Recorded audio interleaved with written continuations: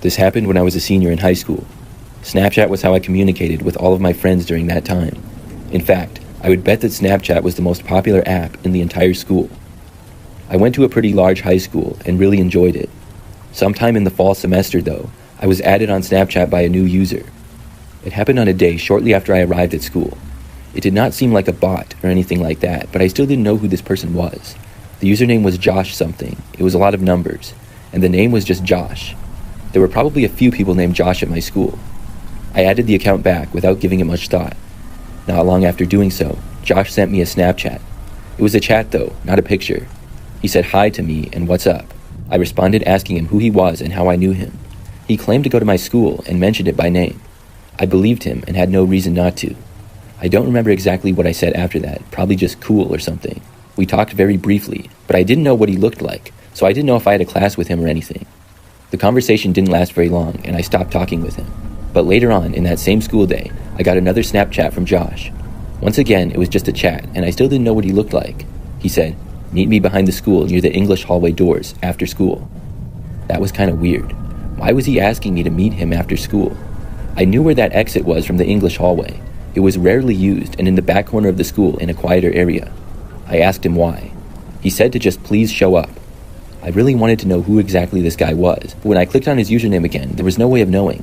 He didn't have a last name or initial, just Josh and a bunch of numbers. So when the school day ended, I did not go behind the school like he asked. I just left through the main side exit and went to my car in the student parking lot. I got another snap from him, and I saw it when I got into my car.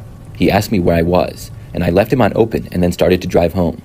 The drive home was normal. When I got to my street where I lived with my parents though, a car followed me onto it.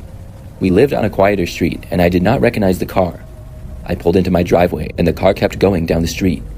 I went inside and unpacked my school things, then went into my bedroom. I could see out the window that the same car was now parked on the side of the street a little ways up. The way that it parked, kind of in front of our yard, seemed a little bit strange to me. I couldn't tell who was inside of it though. It was a red two-door sedan, kind of smaller and looked to be fairly old, at least 15 years old. I covered my window and then went to the kitchen to get something to eat. Not long after, I remembered that the car was gone. Pretty soon, I forgot all about it. I didn't get any Snapchats from Josh and had a pretty normal day. That night though, when I got into my bedroom to go to bed, I saw the car again. It was parked in the same spot, the same red car. I couldn't tell if anybody was inside of it or not. I had a really bad feeling though. I left my bedroom and found my dad and told him about it. This just seemed really strange and I didn't know who it was. I wasn't sure what my dad wanted to do about it, but I figured that I should let him know. He left the house, I guess to go get a closer look at the car. I watched him from the window. Now, I had no idea if anybody was inside of the car or not. It was too hard to tell from where I was. When my dad got about halfway to the car, suddenly it started driving. It sped off and went down the street past my dad standing in our front yard. When the car was gone, my dad came back inside. He said that he saw some man driving. We were glad that the car was now gone.